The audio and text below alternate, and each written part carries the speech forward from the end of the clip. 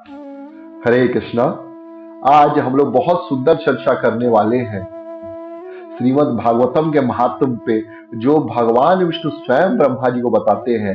ये स्कंद पुराण के विष्णु खंड के मार्गशीर्ष महात्म्य अध्याय 16 में दिया हुआ है। भगवान जो है ब्रह्मा जी को बताते हैं बहुत सुंदर तरीके से, क्योंकि भगवान जो है श्रीमद् भागवतम भगवान से अभिन्न है। पादो यदीयो प्रथमो द्वितीयो तृतीय तुर्यो कथितो यदुरु नाभिस्तथा पंचम एव षष्ठो भुजांतरम दौड़ युगलम ततन्यो कंठस्तु राज नवमो यदीमो मुखारविंदम दसमं प्रफुल्लम एकादशो यस्य ललाट पट्टनम सिरोपि यश द्वादश एव भाति तमादिदेनोम स्वीतावतारम तमाल वर्णम। और उसके बाद बोलते हैं अपार संसार समुद्र से तुम भजामहे भागवत स्वरूपम। तो भगवान जो है तमाल वर्ण के हैं, तम आदि देवम सुहितावतारम, तमाल वर्णम। और फिर बताते हैं कि तमाल वर्ण के हैं और आप जो है भजामहे भागवत, इस प्रकार भागवत स्वरूप को मैं प्रणाम करता हूँ। भागवत क्या है? पादो यदियो प्रथमो द्वितीयो, उनके दो पांव जो है प्रथम द्वितीय स्कंद है, दो जंघाएं तीसरे चतुर्थ स्कंद है, पंचम जो है वो भगवान नाभि है।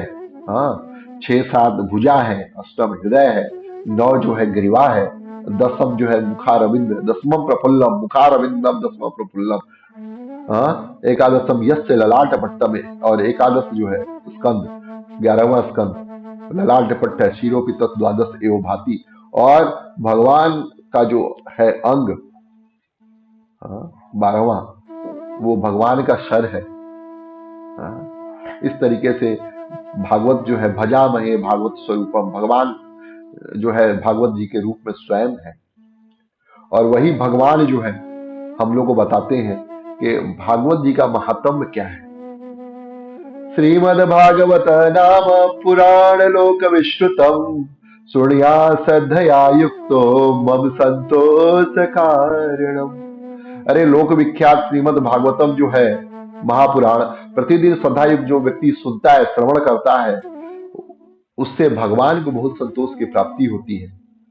और भागवत का जो पाठ प्रतिदिन करता है उसका तो कहना ही क्या, एक एक अक्षर के उच्चारण के साथ साथ कपिला दानम फलम, कपिला दानजम फलम, कपिला दान जो है, गाय जो है कपिला गाय, उसके दान का फल मिलता है।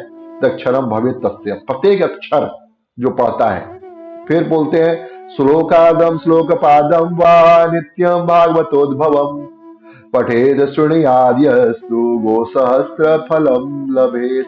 अरे कोई व्यक्ति आधा श्लोक पढ़ ले और उसका 1/4 श्लोक पढ़ ले भागवत का, उसके पढ़ने का जो फल है वो 1000 गोदान के फल के बराबर है। और जो यह पठेत प्रयतो नित्यम श्लोकम भागवतम सुत, हे सुत, हे ब्रह्मा जी, जो इस श्लोक को पढ़ता है, इनके श्लोकों को पवित्र चित्र होकर एक श्लोक भी पढ़ता है, वो अष्टादश पुराण जो है, अष्टादश पुराणानाम फलमाप्नोति मानव, 18 पुराणों के पढ़ने का फल प्राप्त करता है एक श्लोक जो पढ़ ले भागवत का। सोचिए, नित्यम मम कथा यत्र तत्र तिष्ठन्ति वैष्णवा कलिपाया नरास्तवे ये अर्चन्ति सदा मम। जो भी मेरी कथा में रहता है, जहां मेरी नित्य कथा होती है, वहां पे मेरे पार्षद गण जो है वो रहते हैं, और वे पुरुष जो है कली के अधिकार में नहीं आते, कलयुग का उनके ऊपर कोई प्रभाव नहीं पड़ता। हाँ, वैष्णवानां तु शास्त्राणि ये अर्चन्ति गृहे नरः सर्व पाप विनिर्मुक्ता भवन्ति सूर्यवंदिता। जो लोग इस शास्त्र को घर में रख के पूजा करते हैं, अरे उनकी तो देवता पूजा करते हैं जो इस शास्त्र की पूजा करते हैं।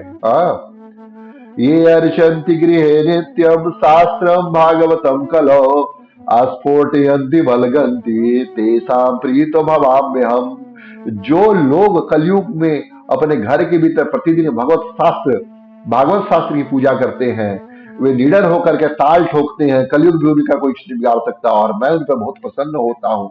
यावत् दिनानि हे पुत्र शास्त्रम भागवतम गृहे तावद पिबन्ति पितरः क्षीर मधुदकम।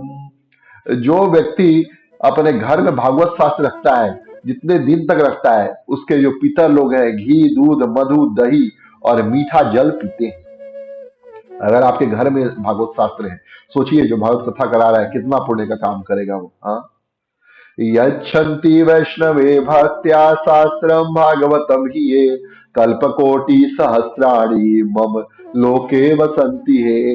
करोड़ों करोड़ों हजारों कोटि 1,000 करोड़ कल्प तक जो है ब्रह्मा जी की आयु, एक दिन की आयु एक कल्प बोलते हैं। हाँ, उतनी आयु। और एक कल्प कितना होता है?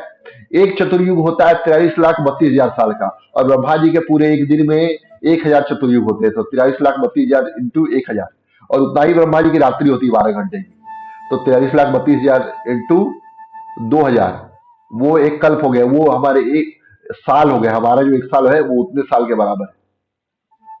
और वो एक कल्प जो है उसमें हजारों करोड़ों जो है जब कर देंगे, यानी अनंत काल तक रहता है भगवान के धाम में जो व्यक्ति ये कार्य करता है। और अपने घर पर जो है भागवत का आधा श्लोक, चौथाई श्लोक भी जो रखते हैं, बहुत उत्तम बात है। और तो और अगर एक चौथाई श्लोक है भागवत का, तो हजारों करोड़ों अन्य श्लोकों की अपेक्षा वो श्रेष्ठ है। हाँ, कलयुग में जिसके घर में भागवत मौजूद नहीं रहता, उसको यमराज से तो कभी मुक्ति नहीं मिल सकती, उसको यमपास में फंसना ही पड़ेगा। इसलिए अगर यमपास से मुक्ति पानी है तो भागवत शास्त्र का श्रवण, कीर्तन, मनन, चिंतन, पाठन, यजन करना ही पड़ेगा। हाँ, इस कलयुग में जिस घर में भागवत शास्त्र मौजूद नहीं है, उसको कैसे वैष्णव समझा जाएगा? वो तो वैष्णव है ही नहीं। वैष्णव तो वही है जो भागवत पढ़ता है, जो भागवत नहीं पढ़ता उसको वैष्णव नहीं मानते भगवान। हाँ?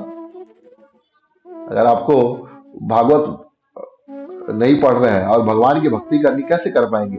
कम से कम सुनना तो चाहिए। हाँ?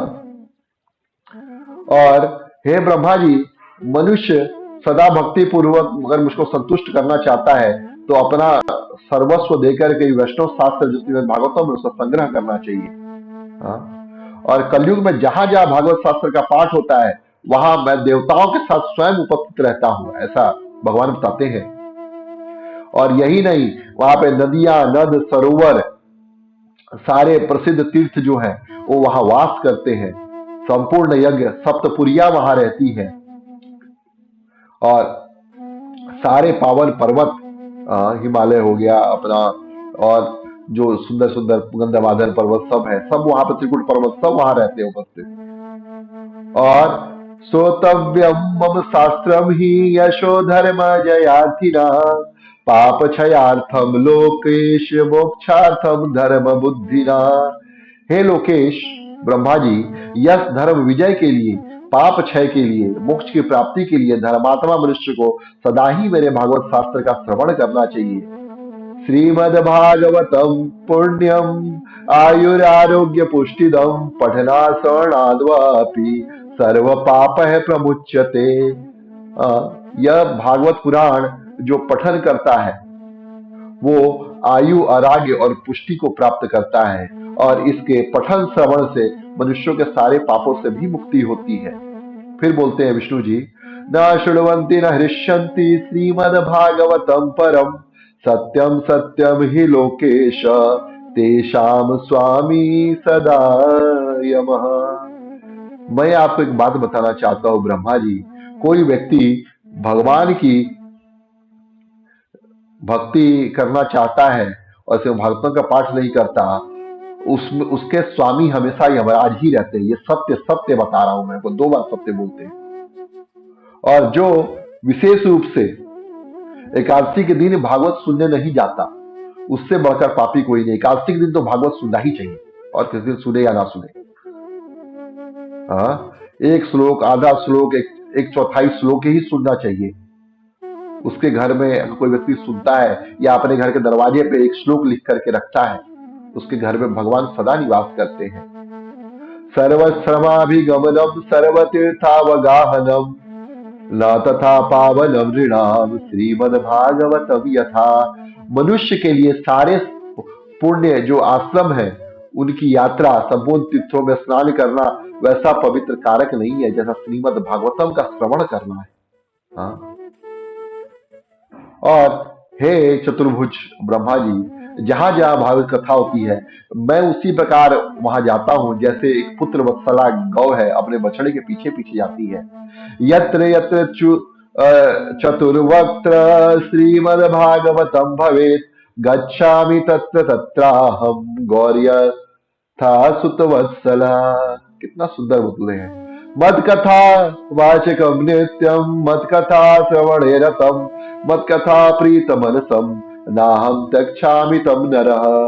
जो मेरी कथा कहता है मैं सदा उसे सुनने में लगा रहता हूँ तथा जो मेरी कथा से मन ही मन प्रसन्न होता है उस मनुष्य का कभी मैं त्याग नहीं करता। हाँ। श्रीमद्भागवतं पुण्यं दृष्ट्वा नोत्तिष्ठते हि यः संवत्सरं तस्य पुण्यम विलयम याति पुत्र का। हे पुत्र, जो मेरी श्रीमद् भागवतम शास्त्र को देख करके खड़ा नहीं होता सम्मान पूर्वक उसका तो एक वर्ष का पुण्य फल ही खत्म हो जाता है। हाँ? और जो श्रीमद् भागवतम को देखकर खड़ा होता है उसको प्रणाम करता है आदर सम्मान सत्कार देता है उस मनुष्य को देख करके बहुत मुझको आनंद आता है। भगवान देखिए, पढ़ने से पढ़ने से श्रीमद् भागवतम को सम्मान देने से भगवान को आनंद की संतोष की प्राप्ति होती है। भगवान आपसे संतोष में आ जाए आनंद में आ जाए तो फिर क्या इच्छा है, क्या संसार में बच जाता है आपको प्राप्त करने के लिए। हाँ। और जो श्रीमद् भागवतम को दूर से देख करके खड़ा होता है और आकर के प्रणाम करता है उसके एक एक पद पर उसको अश्वमेध यज्ञ के फल की प्राप्ति होती है, इसमें तनिक भी संदेह नहीं है।